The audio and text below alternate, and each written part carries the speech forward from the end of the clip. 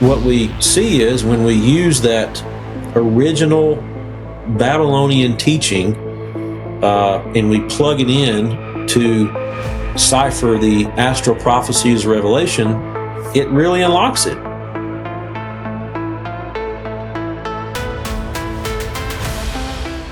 All things continually lead back to serpents, dragons, fairies, Nephilim, and fallen angels. In the distance looms a mystical mountain. As Mike Heiser used to say, if it's in the Bible and it's weird, it's probably important. At its peak, a great fire burns, concealing the Prometheus lens. This development of this knowledge that's being talked about within the mystery schools. An ancient artifact said to reveal the hidden truth within a deliberately darkened world. There is a hidden history that's been deliberately obfuscated from the peoples of the world. Join us as we travel and explore the vast unknown. It's a hero's journey with dragons to slay, damsels to save, and innumerable treasures to hoard. Torches high. The Smithsonian, they caught wind of a giant skeleton. They would send their agents out to get it. But it takes courage to move forward, to move out of the shadows, out of the unreality that we think of as reality. We are all on the hero's journey. Mankind has been in contact with and influenced by extraterrestrials. Leave the sentient mound of bull feathers out of it. You know, look at it from a different perspective.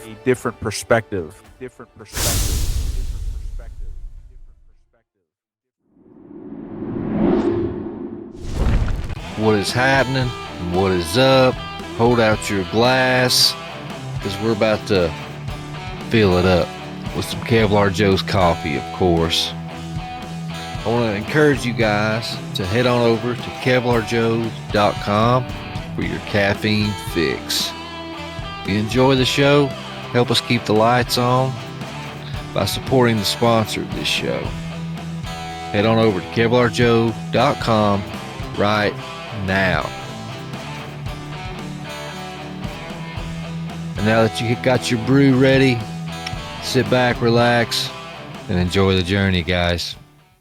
What is happening and what is up? Hold out your glass, because we're about to fill it up. Welcome to the Prometheus Lens Podcast, the place where the conversations are always enlightening. I'm your host, Justin, and here we like to use the allegory of the Prometheus Lens to take a second look at everything. Well, today is just a God thing. That's what I like to call it. It's just was scrolling through Facebook, and my good old buddy Kenny C, he's always posting good books, and I'll usually feed off of him and grab some of the titles that he likes and recommends. And he come through and he recommended this book, and in big bold letters it talked about the four horsemen of the apocalypse and how they're tied to the Babylonian gods. And I was like, ooh, now that really sparks my interest. So then I noticed that he had tagged the person that he was friends with him. So then I click and I go into detective mode and find this guy and reach out to him. And I'm like, hey, man, I'd love to have you on my show and talk about this book. And he immediately messaged me back. It was like, well, hey, what are you doing tonight? I'm like, well, let's do this thing. I was excited. So got a real good treat for you guys today. I'd like to welcome to the show Tyler Gilreath. Tyler, thank you for coming on, man. Justin, I appreciate you having me.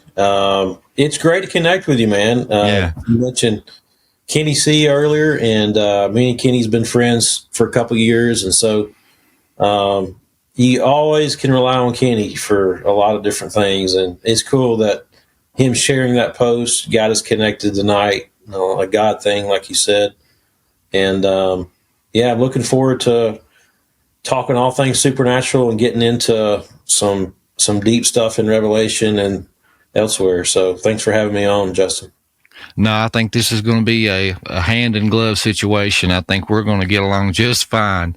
But just for the people that's unfamiliar with you, just go ahead and introduce yourself, your background, just give everybody a feel of who you are and some of the books that you have written, because this is not your first book, correct?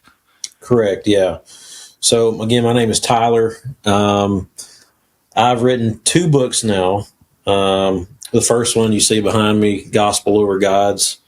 That book came out about 3 years ago, and it chronologically tracks the supernatural war of the Bible.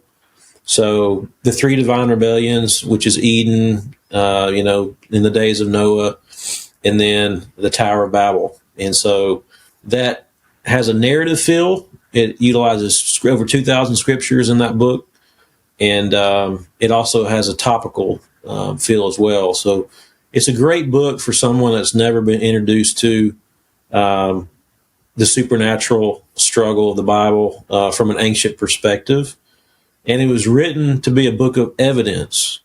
I have a ton of quotes from church fathers, historians, Dead Sea Scroll material. It's really kind of an all-in-one resource. And so it's a great book for people to start with and get the story. But when that book was done, I honestly thought I'd probably never write another book again. But then I started getting into the book of Revelation. And I talked about Revelation just a little bit in the first book, but I wanted to see those divine rebellions play out in the book of Revelation. And so that is where this latest book, which you alluded to earlier, comes in, and that is Revelation, the Messiah, and the second coming of Babylon. Of course, the title is Gate of the Gods. And this book will really transform and unlock the way people see the book of Revelation. And I'm sure, I don't know if you have specific questions to get started, but I think in most churches, most people, they've been told, hey, everything in Revelation is about Rome. Okay. Nothing too exciting, at least for us, right? And nothing to see here, move on.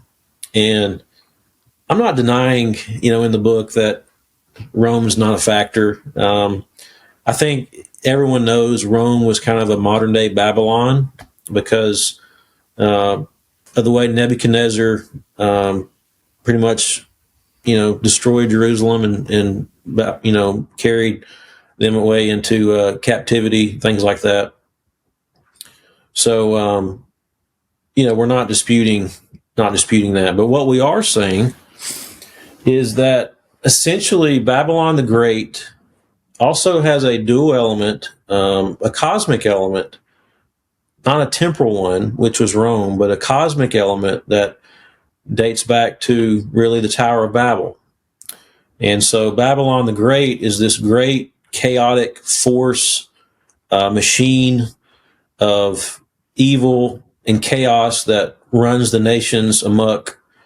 And God is very much interested in bringing the Babel rebellion to an end.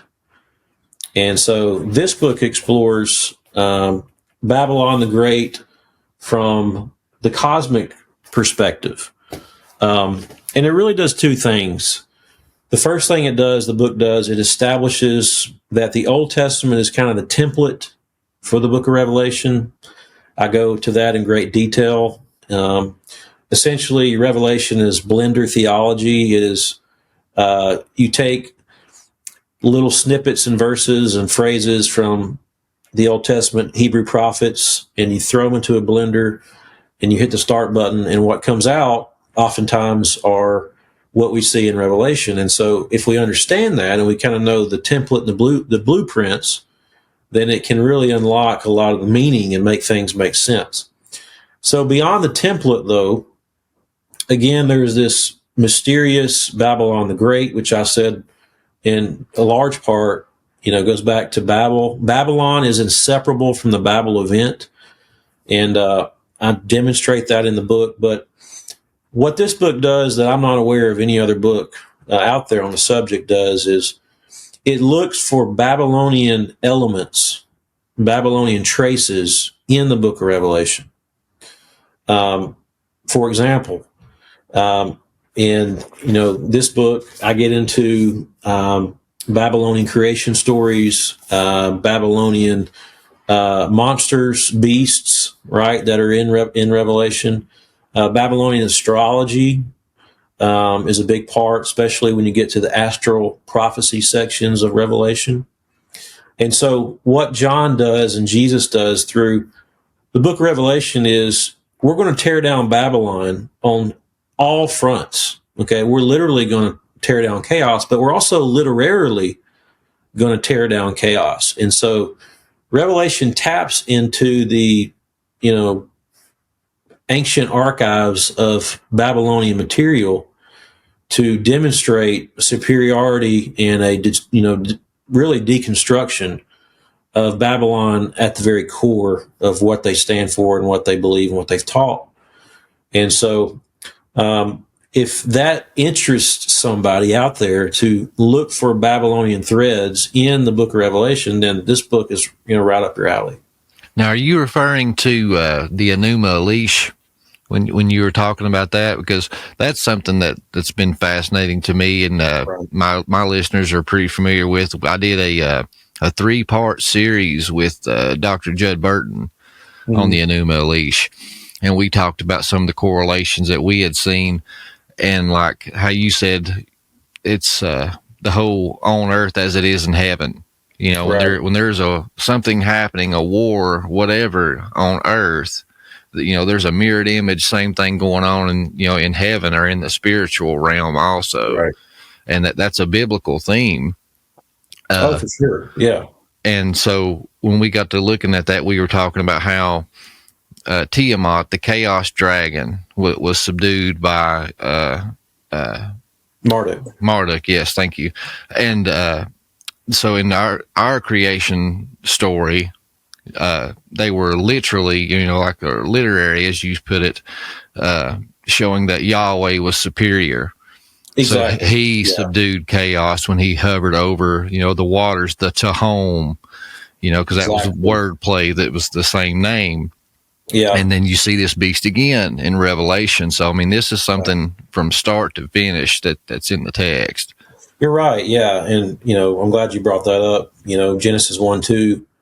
The Spirit of God is arresting chaos, arresting the waters of chaos. And you mentioned Enuma Elish, and essentially there were 7 tablets found, I believe, in the 1800s by kind of a modern day Indiana Jones fella, and if I'm not mistaken, they were in the library of Ashurbanipal, and what those 7 tablets entailed was, again, their creation story.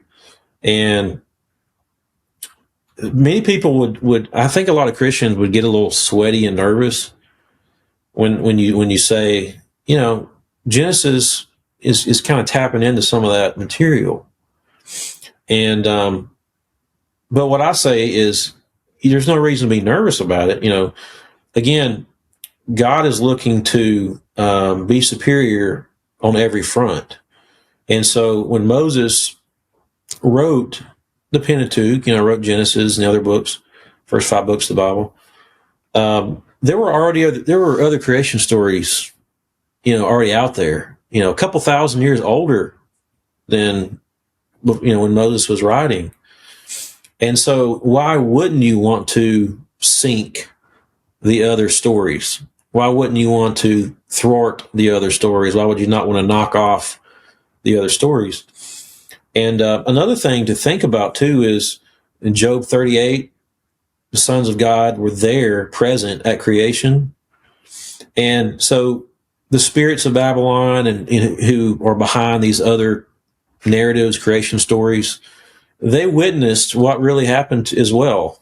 And so it's possible they took elements of the historical, how things went down, and put it in their stories. So, but you're right. Yeah. Genesis 1:2, Tehom, is kind of that, Hebrew word there. And, you see the Spirit of God arresting chaos. And, in the Enuma Elish, Marduk, defeats Tiamat and ascends to king of the gods at Babylon shortly thereafter. And so Revelation is tapping into that same story. Genesis and Revelation are bookends. And so it makes sense that when you get to the book of Revelation, when he's describing in the new heavens and new earth that the sea will be no more, there's a reason why. There's a reason why the sea will be no more. He's not talking about no more Atlantic Ocean, is he?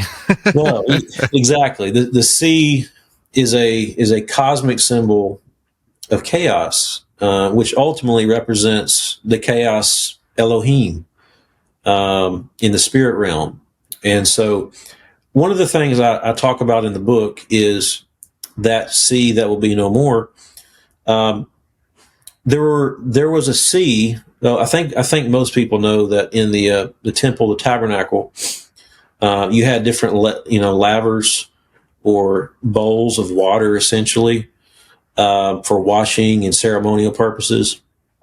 And there was a sea, just like one of the seas in the tabernacle in the temple of Marduk.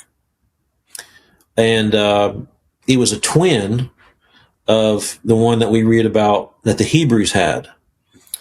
And that sea in the temple of Marduk represented his defeat of Tiamat, the chaos dragon. And so even going back to the Old Testament, we see that, not only is God literally going to defeat and win the day, but he's going to put the same symbolism in his tabernacle and his temple to show that, no, he's superior over chaos, not Marduk.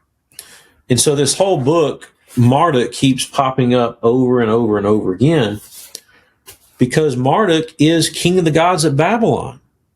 And so literally it's Yahweh versus Marduk almost all the way through the book of Revelation. By the way, he is one of the demonic riders that I talk about in great detail. But I'm glad you brought that up because that is so important, how God will defeat chaos or did defeat chaos in Genesis, and he's going to do it again in the book of Revelation. And so the Enuma Elish is one of the historical documents that I refer to in there as well, in the book, but there's others. Another one is Marduk-Ea.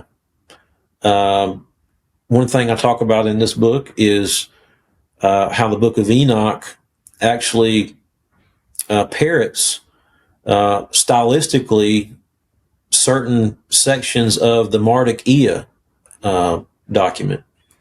Another document that I talk about in here is called the Enuma Anu Enlil. And of course, Enuma is kind of in the beginning, and Anu is one of the gods, and Enlil is one of the gods, and so that's kind of the first three words. And so that was basically the god of heaven and the god of the abyss, right? Yes, essentially, yeah, essentially. And what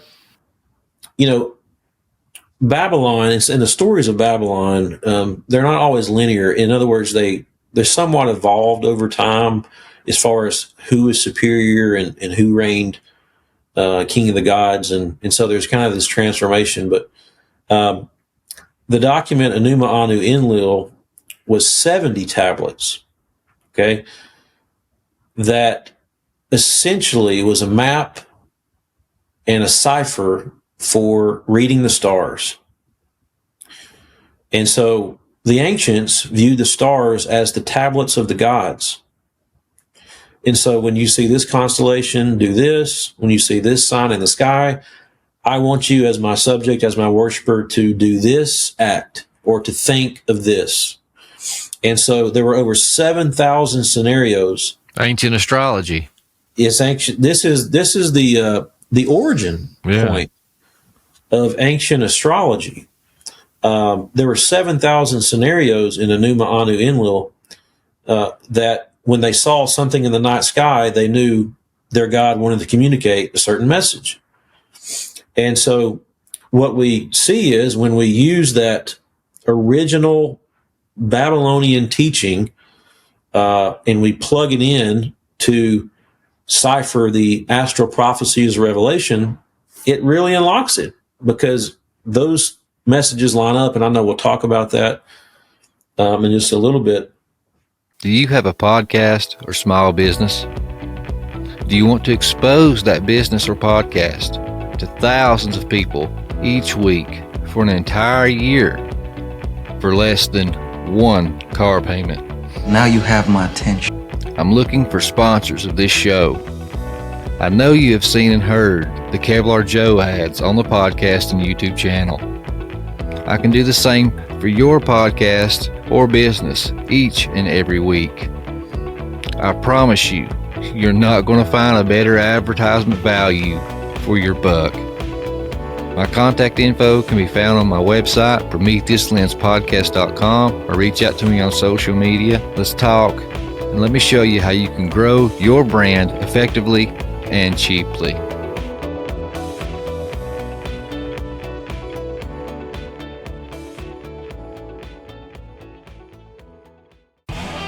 Are you a member of the All Access Pass yet? If not, what are you waiting for? Join the band of brothers and sisters on this hero's journey. The members community page gets you access to the private community, monthly members chats, and guest Q&As. Also gets you 48-hour early access to all episodes for just $5 a month. The All Access Pass gets you all that, plus exclusive members only episodes for just $10 a month. If you enjoy the content, this is your way to ensure I get to keep doing this show. This is your way as a listener to sponsor the show. So head on over to PrometheusLensPodcast.com and sign up. All right, guys, back to the episode. But yeah, those are some of the, Babylonian documents and Babylonian records that come into play in the book of Revelation. And by the way, some people may push back against this and say, how are John's readers, supposed to know this Babylonian material? Well, Babylonian astrology and the stories of Babylon survived, and not only survived, they thrived well into the 4th century. Yeah, and their people was held captive there, all that time. Exactly. Their traditions and religion, even, I know it sounds bad, but it did. It kind of acclimated. Exactly. It acclimated it. And that is why, depending on, the book of Enoch is very controversial. Not really controversial for me and you, but it is somewhat controversial for, I guess, when it was written, right? Did Enoch write the book of Enoch, or did someone else? And so one of the things I've discovered, and it doesn't really matter where what you believe on that, because we still have the book, and it's important and it's utilized. That's the point. And Jesus and his apostles quoted it, so in the very least, it was oral tradition that was recorded later in a worst case scenario for a timeline. Worst case scenario. And one of the things I'm seeing, though, and I may write another book about this. I wanted to dedicate a whole book to kind of what I'm going to get into, but there seems to be an agenda, at least a memory of the Babylonian stories in the book of Enoch. I mentioned a minute ago the style in which it was written, and that's in the book. I don't know if I have the page number. Maybe I can locate it in a minute, but I have a whole chart of how the book of Enoch is mirroring the Marduk-Ea incantation. You see it right here. So it kind of starts there and goes on to the next page. I don't know if you can see that or not, but essentially there is a pattern kind of going on. And another aspect too is, like, I know a lot of people, like you said, they get hung up on it, and it's like, God wants to show that he is superior, in every way. But at the same time, like you said, these fallen angelic beings were there and witnessed the real thing. So they are imitating it and perverting it. But at the same time, you got to look at it from, the perspective of the heathen or the pagan. God loves all. He wants to save all. So why wouldn't he take something that a pagan or a heathen that's a non-believer, take something that they are real familiar with and they know, and use that as a way, as a conduit back to him? Why would he not do that? Exactly. Yeah. And so, it makes perfect sense. We're not saying everything written in pagan material is accurate. We're just saying we're saying some of it is, and a lot of it's probably inspired by dark forces. But that's not the point. The point is God taps into this, really archive of material, and he wants to take the fight. He wants to make sure that he wins the literary fight as much as he wins the literal fight. And because, now we have the internet, we have all different means of communication, but the written word was it. That was the authoritative force for thousands of years. And so, again, not to beat a dead horse, but when Moses is writing the Pentateuch, or not even just Moses, we see that the psalmist quotes from the Bell cycle. And they want to not only relate to their audience or future potential audience, but they want to be superior in the genre of literature. And that's exactly what we see. I've read so much, and I know you have as well, Justin. I've read so much ancient material. Nothing compares to the Bible. I mean, it just doesn't. It's just, it doesn't flow the same. It's not as deep. It doesn't have those layers like an onion that we find the Bible have. It's very material outside the biblical literature is very choppy. It's very fragmentary. It's just very dry. It's not the same. I mean, the Bible is superior on so many levels. And just the end game, like when you look, one offers you paradise, one offers you 70 virgins, and all these that God requires that you sacrifice blood and all these things to them. Well, this is the only religion that your God bleeds for you. And it's all about family, Take your virgins. You can have your virgins. You can have your gold and all this stuff, I want to go back into the family of God. That we have a divine elder race of brothers and sisters. The Bible overall theme is the parable of the prodigal son. We were the ones that went away and had to have our inheritance now and squandered it away, while our elder brothers, the angelic race, was there in the beginning, never left, and some of them got upset with us and rebelled. But, our Father's waiting by the fence with open arms, ready to take us back. And one day we're going to get to sit in our Father's house with our elder brothers and sisters, angelic race, and share, bread and meals and have all the secrets, revealed unto us. Yeah. And be in communion with our Creator. No other religion offers that. No, they really don't. And that's the beauty of, the gospel, the beauty of Jesus, and the message and the hope that we have in Christ. That again, these ancient religions, they're just so on a different level, not in a good way. They're so lesser on every front. So I couldn't agree more. Now you got me curious, because the whole astral prophecy and the signs in the heavens and things like that has really been a fascination of mine the past few years. And I didn't know about the whole the Enuma Enlil and Ea tablets. So now I'm going to have to look into that, because even the number 70 that's a symbolic number for all. So then that ties right back to the Tower of Babel and the 70 nations and the sons of God. So you definitely got me wanting to check that stuff out. I'd love to take a deeper dive into that and the astral side of Revelation. Yeah. It's again, the Enuma Anu Enlil was a set of 70 tablets that was the standard for processing what the gods want us to know. And so, when we, use that in the book of Revelation, it really unlocks the meaning behind everything.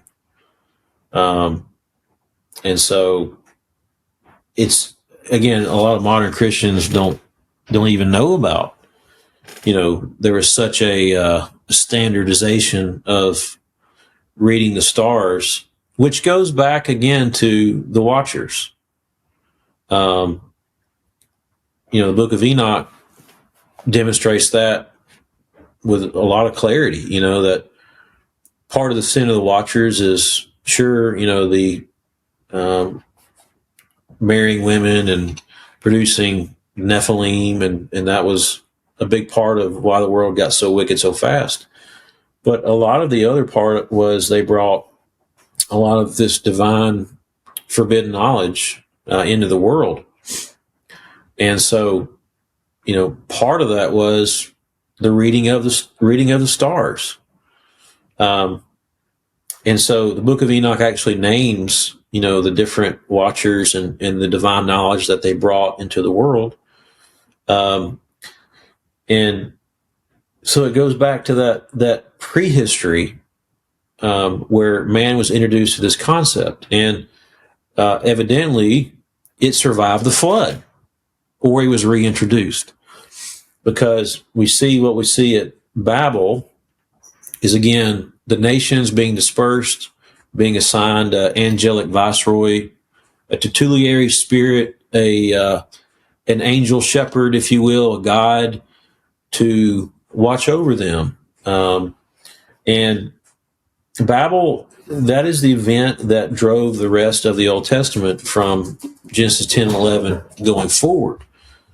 And that knowledge of reading the stars was prevalent even from that point going forward as well. And so whether it survived the flood or whether they reintroduced the knowledge, we're not exactly sure on that. But that standardization goes back to Babylon the Great. And so, surprise, surprise, this whole book's about, Babylon the Great versus Yahweh or the Messiah, Jesus. And so when we use that book of standardization or those tablets and we plug in what we find in our Bibles, it really unlocks. So we can talk about. Well, I'm curious because, I didn't know anything about this, so this is all new to me, and which I love it. Could you give one or two examples of something that plays out in Revelation that ties into this? And okay, so we could talk about. Let's just talk about the four horsemen just for a minute.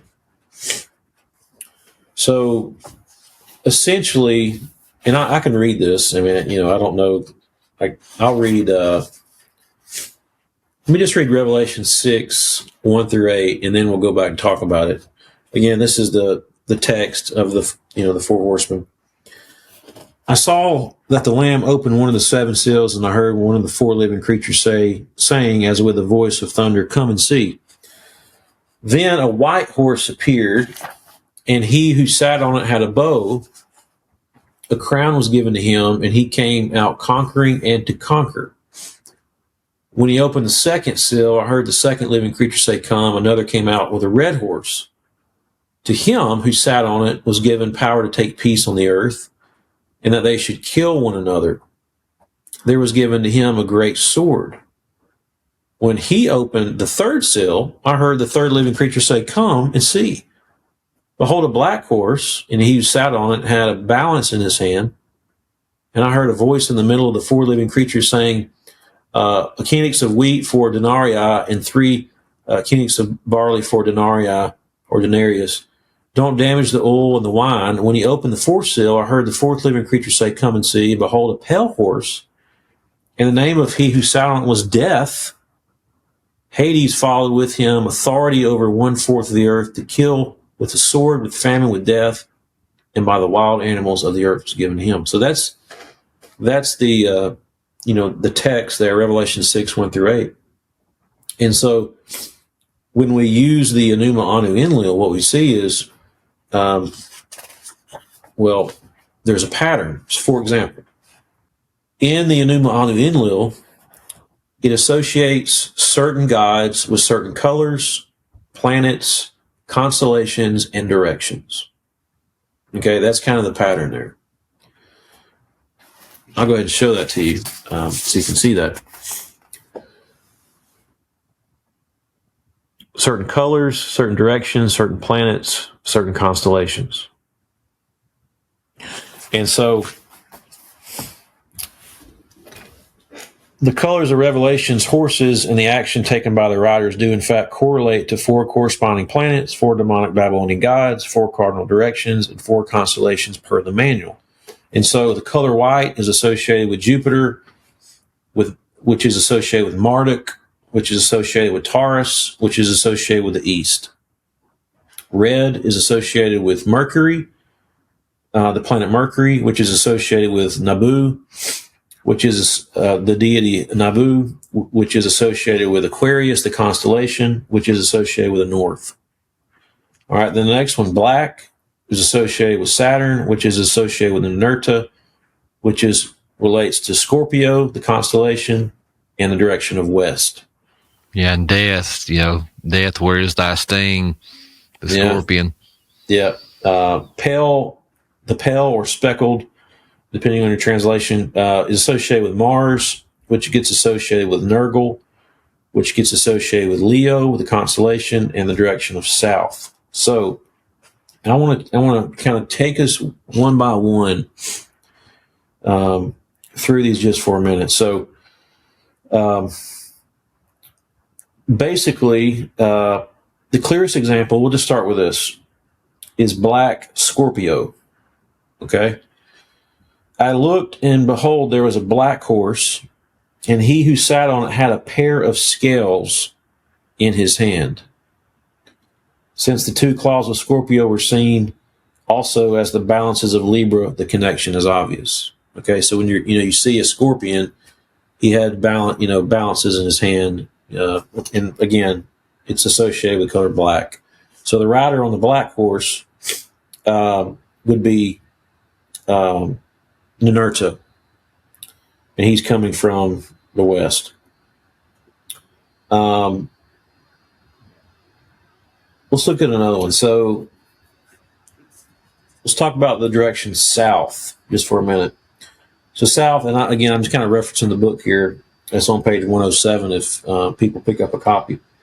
But south is connected with Leo, the constellation Leo, and the deity is Nergal, who is the king of the netherworld, connected with wild animals, death, and pestilence. So there is a pale horse. Okay, this is him. And the name of him who sat on it was Death, and Hades followed him. And he, of course, had power over 1/4 of the earth that was given to him to kill with the sword, with hunger, with death, and by beast of the earth. And so you see this netherworld deity who gets associated with this particular color coming from this direction, who's described as, death, associated with death. The next one would be the rider on the red horse. So, and he's coming from the north direction. Okay. So north in Aquarius, the constellation Aquarius, is linked to Nabu, the main war god at the time. And thus a sword was given to him. Okay, so that makes sense. If you look up Aquarius, Aquarius is a picture of a man, the constellation with a sword. So he's the war god. Okay. And then the most mysterious one, the most important one, the rider on the white horse. Who would that be? Well, that would be Marduk. Marduk is associated with white, Jupiter, Taurus, and the East, per the divination manual that I mentioned earlier, Enuma Anu Enlil. Yeah, and even the Enuma Elish, he was the one with the bow. There you go. He was the conqueror of Tiamat and crowned the king through his creation. Yeah. Bingo. So I'll read the section here. You hit it the nail on the head. Marduk's ascension to kingship status in the Babylonian pantheon can explain what John saw. I looked and behold a white horse, and the one who seated on it had a bow, and a crown was given him. Marduk was crowned king of the gods by defeating Tiamat, the chaotic deity of the sea, with an arrow that split her in two halves. This victory solidified Marduk as head of the pantheon and ousted On from heaven's throne. And so the picture would then paint Marduk, king of the gods at Babylon, riding from the east as a demonic equestrian set on conquering. And we know that Marduk is named in the Bible in Jeremiah 50 and Jeremiah 51. One passage calls him Marduk, and one calls him Bel, not Baal, B-A-A-L, but B-E-L. And so let me read a little bit more here. In the Babylonian exorcistic incantation Mardukia, the god Marduk is framed as a liberator of the possessed, a savior to the downtrodden. Truly, this is dark deception at its finest. Marduk, the rider on the white horse, is not benevolent or a savior. He's malevolent. And so what a lot of people have done when they read this, they think, okay, you got three demonic figures and then one good figure. No, he's not a good figure. Yeah, I've always been told that the rider on the white horse is Christ, but it's the same time, it's an antichrist. Exactly. He's an antichrist figure.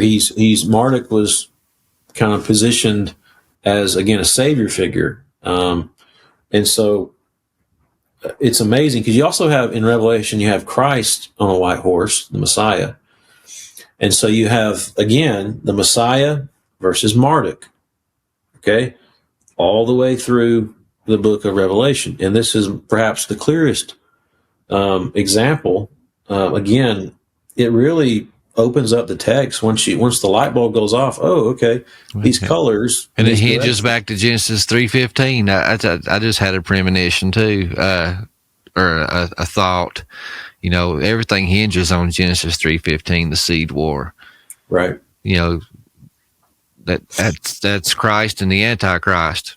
Both of them riding in on white horses to do battle, and ultimately one's going to get his head crushed. Exactly. But we know who that is. Yeah. Yeah. We know who that is. We know who wins the day. And so, it's amazing, man. I mean,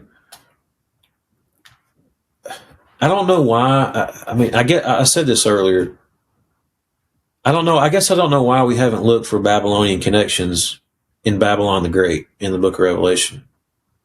It seems too obvious. But I guess, traditionally church history in modern day, at least, we've been so focused on Rome that we've not looked for the cosmic Babylon. And, it makes sense that, John is going to tap into Babylon's material to talk about Babylon the Great, and to defeat Babylon the Great.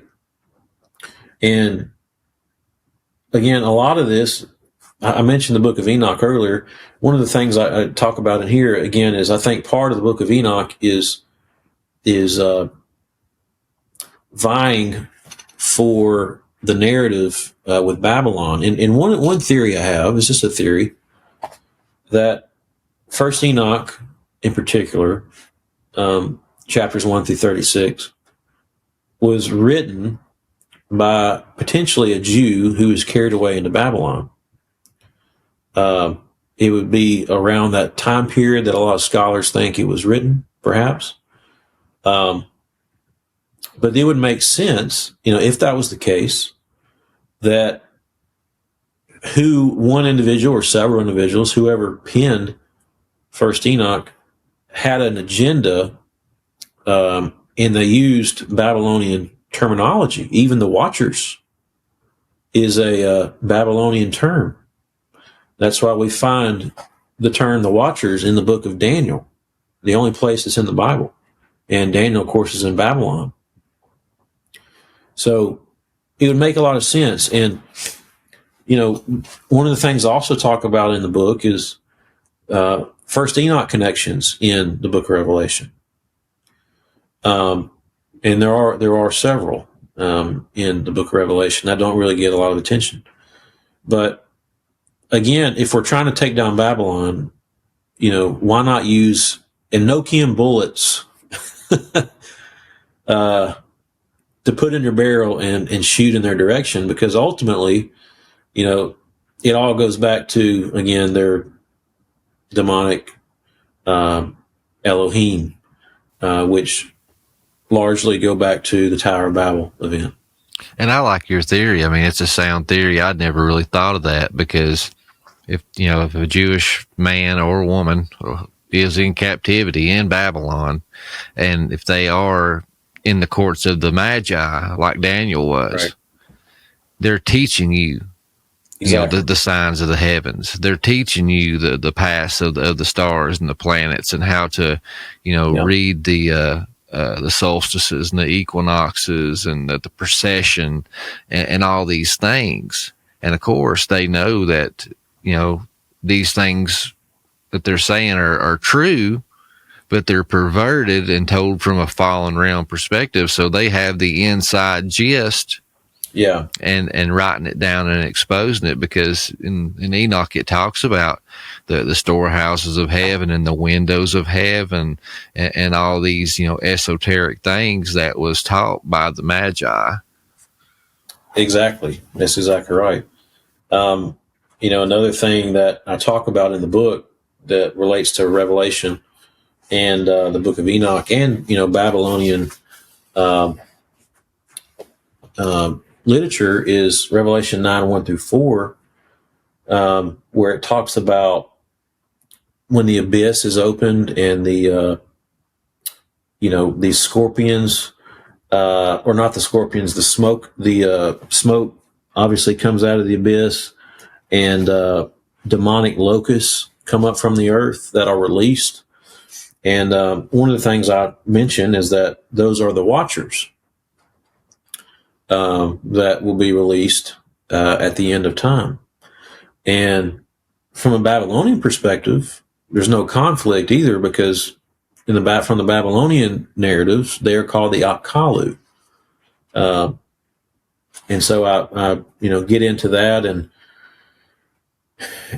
really, again, how the Jewish book of First Enoch kind of reorients the Babylonian Apkallu narrative, and kind of revisit that. But and a lot of the Babylonian stuff too have their guardian gods, like their gate guardians and stuff like that, is half scorpion men. Exactly. So there's another connection. Exactly. Yeah. And there was a book, I was trying to see what the reference was. It kind of gets into that. I quoted maybe I'll find it in a minute. But the Epic of Gilgamesh talks about it as he's going through the 7 mountains on his way, to battle the great beast of the cedar forests, and he has to be let through the mountain pass by these scorpion guardians, scorpion men. Right. Yeah, so it makes sense, why you get that terminology, coming through in Revelation. But again, if you're not familiar with the Apkallu narrative, the 7 pre-flood gods, and you're probably going to miss a whole lot. Another thing that I'll mention is another astral prophecy. Dr. Heiser, the late Dr. Heiser, did quite a bit of work talking about September 11th, 3 BC. Are you familiar with that? Oh yeah. We've done shows on it, talking about it, and some of these and other so, guys that wrote books on it. So Revelation 12. Yeah, right. So one of the things that I talk about in this book is that particular scripture, but I look at it from a Babylonian perspective. In other words, what would be going on during Babylon during that time as well. And so, here it is. It's on page 119. It's entitled Tishri, Marduk, and the Gods of Babylon. And so, again, Dr. Heiser and others have pointed out kind of the Jewish perspective, primarily. But I ask, okay, again, let's not forget Babylon the Great in this whole context. What was going on in Babylon during that time? And so one of the before I answer that, one of the things I do is I kind of lay out how the Babylonian calendar was really the blueprints for the Jewish calendar as we know it. In other words, some of the months are almost verbatim the same, spelled the same, look the same, sound the same kind of thing. So the modern Jewish calendar, or the ancient Jewish calendar, is based on the Babylonian calendar. But let me bring something out here that I think would be kind of eye-opening to folks. So in the month Tishri, right, which is September in our calendar, Revelation 12 has Mary birthing the Messiah. Well, the Babylonians worshipped Shamash. The month of Tashritu was dedicated to this deity. Shamash fits the messianic profile to a T. He was deemed the judge, the king, the shepherd. He is said to give light to the world, loosen the bonds of the imprisoned, grant health to the sick, and even revive the dead. Does that sound familiar? Obviously, Jesus is that. And so Jesus being born in Tishri, or Tashratu, in some ways dethrones the claims of Shamash. But that's one of the things. But here's perhaps the most damning of all. Babylon celebrated its New Year festival during Tishri. Okay, it was called the Akitu Festival. It was officially celebrated for 11 consecutive days in the month. The Akitu Festival was a time for the gods to decree fates and for the reign of earthly kings to be renewed or struck down. It was also a momentous festival for, catch this, Marduk. Marduk, of course, was the rider on the white horse. Ancient texts reveal that for the Akitu festival in Babylon, Marduk left his temple and convened in the holy Akitu chapel outside the city's walls with his bands of lesser gods. And on the fourth day of the festival, the priest recited the Enuma Elish, which describes Marduk's victory over the chaos monster Tiamat. On day 5, the cultic priests reenacted the Enuma Elish to reinforce the victory of their lord. When the festival was completed, Marduk went back to his temple where he was re-enthroned as patron deity. His renewed subjects then sang a celebratory hymn to acknowledge him as king of the gods at Babylon. And so that was all going on historically in the very month that Jesus was born. Okay? Now, God doesn't forget anything. Okay? Neither do the powers of darkness, quite frankly. And so dates matter. Months matter, especially in this cosmic war. And so to see that astral prophecy in the book of Revelation, a book which is jabbing at Babylon the Great, I just think it may be a minor thing. It may be a secondary line, but it's there. And understanding what goes on in the month of Tishri in Babylon the Great is just, another example of how Christ stole the show. And he was more important than Marduk.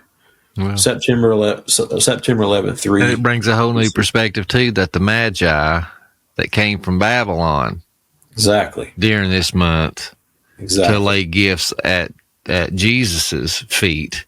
And it brings a whole new meaning and perspective, too, to Lord of Lords and King of Kings.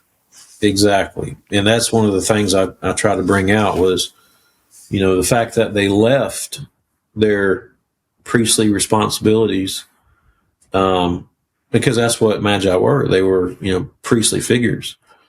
They left their priestly duties, which was a very busy month in Tishri, in Babylon, to come and lay their gifts at Jesus' feet, is just, again, another win for Jesus and another defeat for them. One more connection I'll add on this layer of this onion. I said it was a very busy month in Babylon, so another, if we can fit more into the schedule, another key element to this is the Anunnaki, which is a group of evil demons who are wandering spirits on the earth.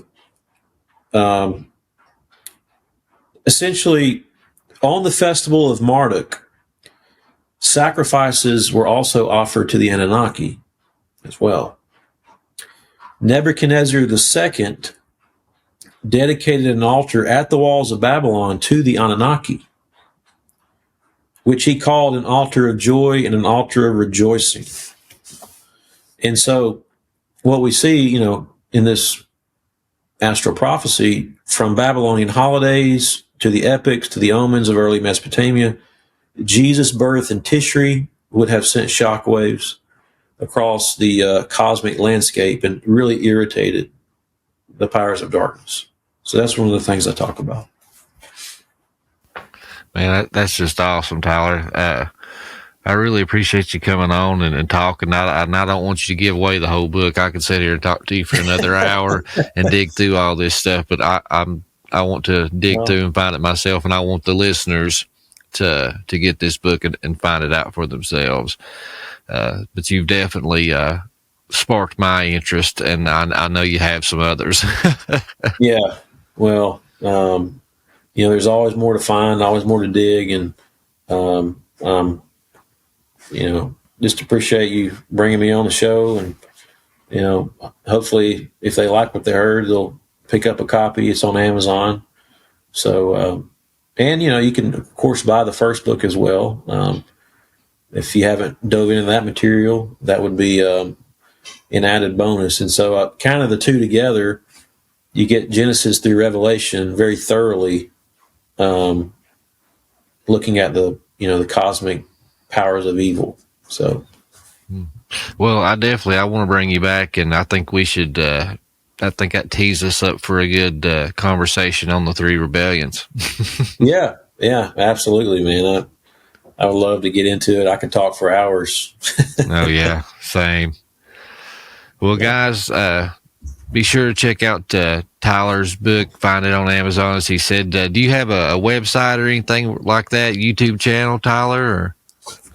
I used to have one. It's currently not up right now, so okay. I would just point people to Amazon and check that out. I will be having some promotional videos that will be coming out in the next couple months on Skywatch TV. Okay. So maybe be looking for some of that content and just kind of another interview. And I'll be on some other podcasts coming up as well. Nice. So as we kind of get this book kicked off and try to get as much exposure as possible. So right. Well, did the Prometheus lens get the first interview? You got the first. You heard it here first, folks. We were here first. You were here first. You beat everybody to the punch. That's funny. Well, Tyler, thank you again, man. I really enjoyed the conversation. I appreciate your time, and especially since I found out you're so close to me. You're less than 2 hours away, brother. We got to hang out. We got to get together, man. Yeah. Well, guys, thank you for tuning in. Be sure to check out the books. And as always, until next time, torch is high, guys.